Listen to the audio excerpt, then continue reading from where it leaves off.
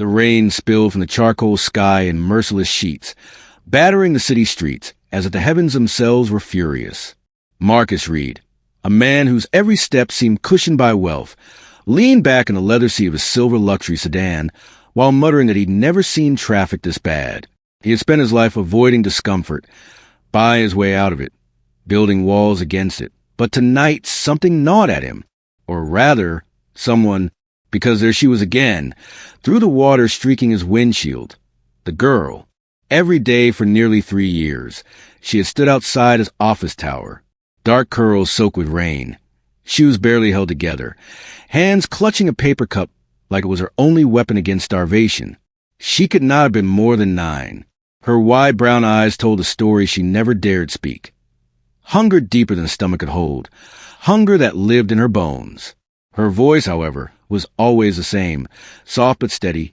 "Sir, do you have some food?" Some pretended she was invisible. Others tossed change, coins that clattered like pity into her hands. Marcus? He did worse. He occasionally gave her money, but always from the safety of his tinted car window, without a single ounce of genuine attention. But tonight, as lightning splintered the city, Marcus saw her sprint into the storm clutching something wrapped in fabric. His chest tightened, his hands frozen on the steering wheel. She wasn't just running blindly. She was protecting whatever lay in her arms. For the first time since she'd become the ghost at the corner of his life, Marcus felt something break inside him. He wasn't seeing a beggar child anymore. He was seeing a little girl burdened by a secret he had already ignored for too long. Without thinking, he slammed his foot on the brake and swung the car into the curb, ignoring the angry horns behind him. Rain slammed against his tailored suit as he leapt out, his polished shoes immediately ruined. The kind of detail that once would have made him curse. Now it didn't matter. "Wait!" he shouted, his voice nearly swallowed by the thunder. But she didn't turn. Instead, her small body pushed harder against the wind, shielding whatever was in her arms. Marcus chased her. His lungs burned, but he followed her across intersections, through puddles that soaked his suit, past alleys littered with broken bottles and collapsed dreams. Finally, she slipped into one of those alleys, so dark it looked like an open mouth swallowing her whole. He hesitated only for a second before plunging in after her. The stench hit him first, mildew, sewage, something rotten that clung to the walls. The girl's figure disappeared into the shadows, yet a muffled sound floated back toward him. Weak, trembling cries. Baby cries. Marcus froze, every nerve igniting with disbelief. No, impossible. That child begging for food was carrying babies? His legs moved on their own, carrying him deeper, until dim firelight flickered through a crack in a crumbling wall. Through the jagged hole, he saw the impossible. The girl had built a fragile shelter using cardboard sheets, rusted cans, and stitched together plastic bags.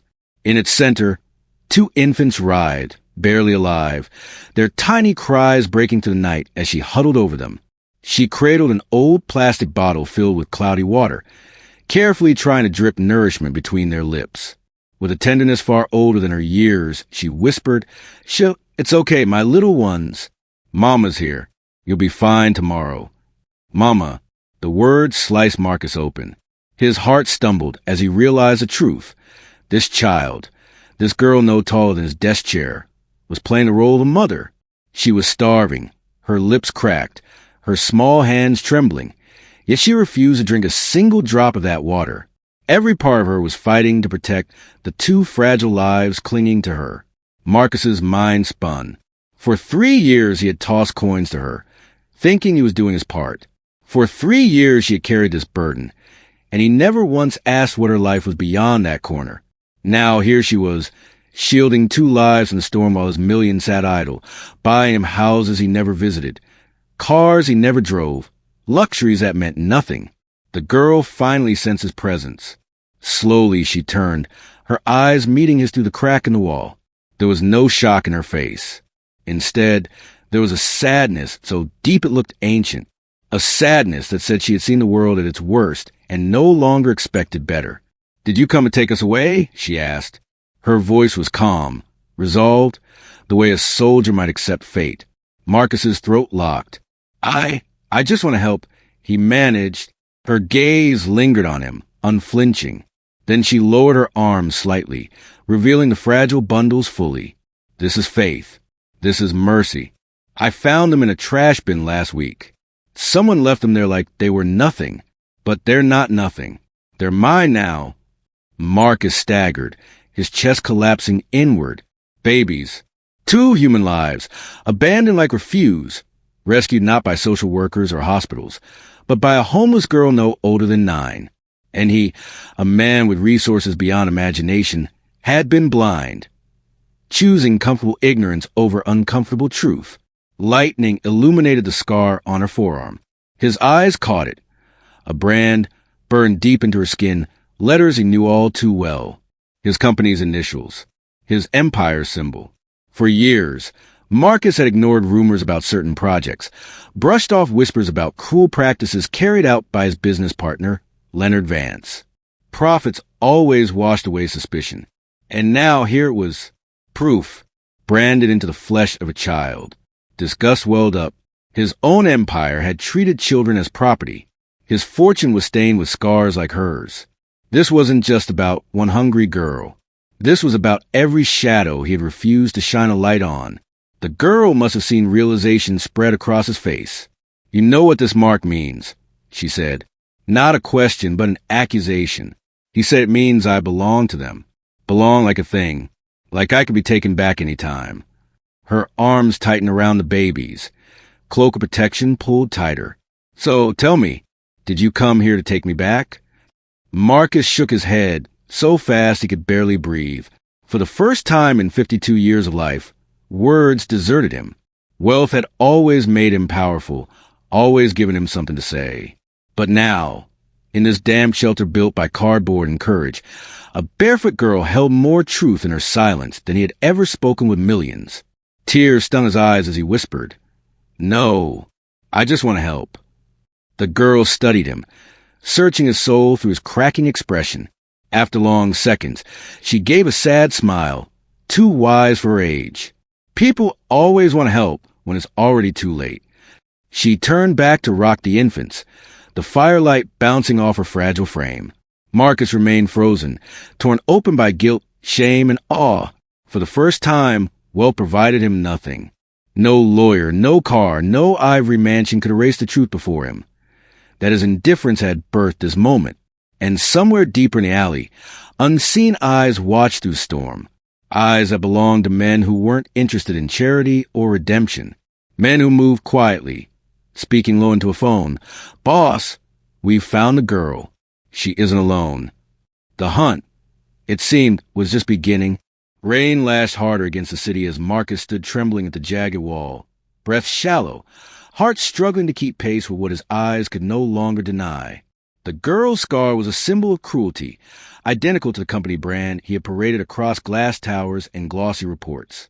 He had thought it represented progress, vision, legacy. To her, it was a wound, proof of pain branded into her body. The babies whimpered again, their soft cries shattering the silence. Every instinct within Marcus screamed to move forward, to scoop them all into his arms and rush them out of this pit. But he hesitated. After all, hadn't he hesitated for 3 years? 3 years of tossing coins to her while sipping imported coffee. 3 years of walking past, telling himself she'd be fine because someone else, always someone else, would help. Now someone else had never come. Only the storm and the men already circling outside. You need food, warmth, safety. Marcus's voice broke as words rose clumsy on his tongue. I have all of that. Please, let me take you. The girl looked up, suspicion curling in her eyes, hardened by survival instincts that no child should ever have built. Why now? She asked, same as before, a cutting question that pierced him more deeply than any accusation. I begged you for years. You walked past me for years. Why only now? Marcus opened his mouth, but found he had no answer. His silence was her proof. Her mouth pressed into a line of resignation. She shifted the babies higher in her arms, whispering soft comforts into their fragile ears, as if reminding herself that she didn't need him. Maybe she was right. But outside, the shadows moved closer. Marcus heard gravel crunch. saw the beam of a flashlight sweep quickly across the alley's mouth. He stiffened. Whoever was looking for her wasn't here to hand out blankets. "You're being hunted," Marcus whispered, urgency flooding him. The girl's shoulders tensed. Of course she already knew. "They always hunt me," she murmured. "They want me back. And now they want them too." She nodded to Faith and Mercy. Newborns are valuable. Valuable. The word twisted Marcus's gut like poisoned steel. He staggered, nauseated at the implication. His empire, his partner Leonard's schemes. This wasn't charity in progress. It was a machine that viewed children as assets, branding them like cattle, discarding them when too old, replacing them like inventory. The girl leaned closer to the fire, rocking the babies while her eyes flicked once more to Marcus. "If you like them, go. If not, then stay.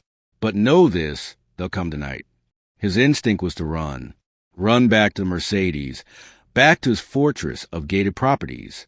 But for once in his adult life, that instinct surrendered. He dropped his soaked suit jacket on the floor and crouched across from her, ignoring the filth gripping the walls. His eyes held hers steady. "I'm not leaving you or them. Not tonight. Not ever again." Outside, voices rose. The crunch of boots drew nearer.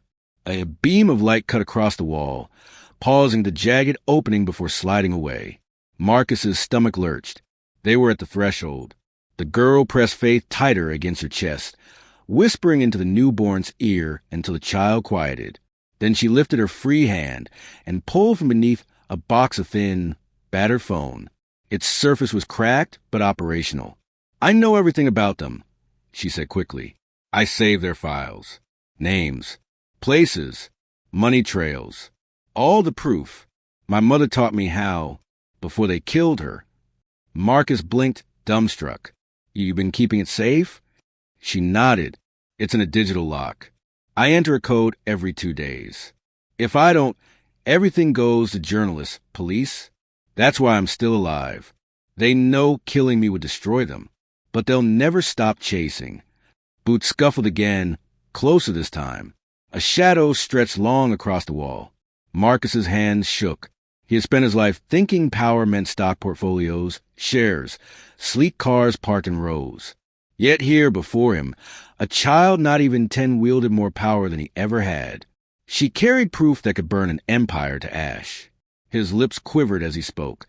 "You trust me enough to share that?" The girl tilted her head, eyes unblinking. "I trust you enough not to kill us. But that's all I know yet." Another flashlight beam spilled through the crack, this time lingering long enough to catch Marcus in its glow. The girl yanked the babies back, placing herself between the children and the light. Her small shoulders squared like a shield he knew would break against the first blow. Suddenly voices rang out. "There! They're inside!"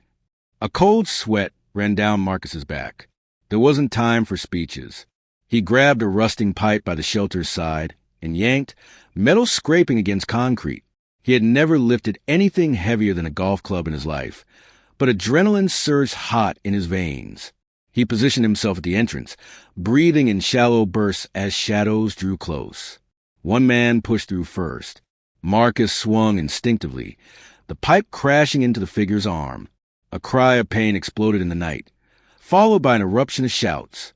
Marcus staggered back, heart hammering, realizing he'd just crossed a line that money could never erase. The girl's voice snapped behind him, steady, fearless. "They won't stop. More are coming. But you," she pointed the cracked phone toward him. "You can end it, if you have real courage." For the first time, Marcus didn't question his courage. He turned and locked eyes with her, fire in his chest. "We'll end it together." What followed blurred. The storm, the chase through winding streets, the neon chaos of a city that looked away as predators hunted children. Marcus shielded them, desperate, stumbling through mud and debris as the girl clutched both babies tighter. Somewhere within his sobbing breaths, a new heartbeat pulsed. Purpose, not profit. By dawn, the mansion that once echoed emptiness rattled alive with cries of infants and hurried footsteps. Marcus had brought them home. For half a lifetime his marble floors had known only silence. Now they knew shrieks, laughter, little breaths. And though pursuers wouldn't stop, Something inside Marcus had shifted irrevocably. He scrolled through hidden files the girl finally gave him access to.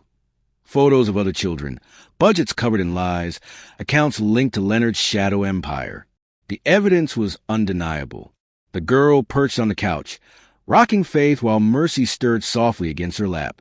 She looked at Marcus with those fathomless, tired eyes that belonged to a survivor twice her age. "You see now?" she asked. Marcus nodded, voice trembling. "I see everything, and I will not let them hurt you again. Or any of them." When Leonard's men came again, this time at Marcus's own gates, they weren't met by fear. They were met by police sirens, lawyers armed with evidence, and a once apathetic millionaire ready to sacrifice everything.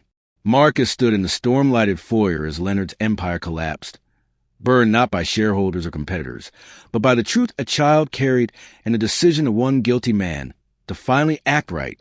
Months later, Faith and Mercy giggled in that same mansion garden, blades of grass caught between their curious fingers. The girl who once begged outside an office tower ran among them, her laughter no longer broken, her belly no longer empty, no longer alone in her shelter of cardboard and plastic bags.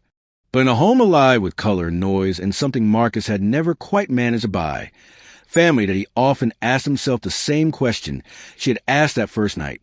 Why now?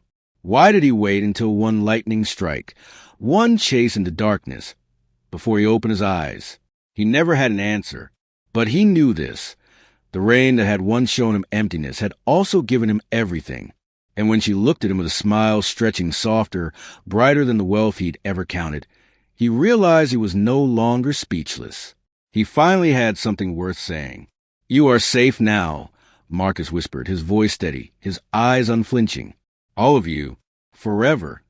And for the first time in 52 years, he meant every word.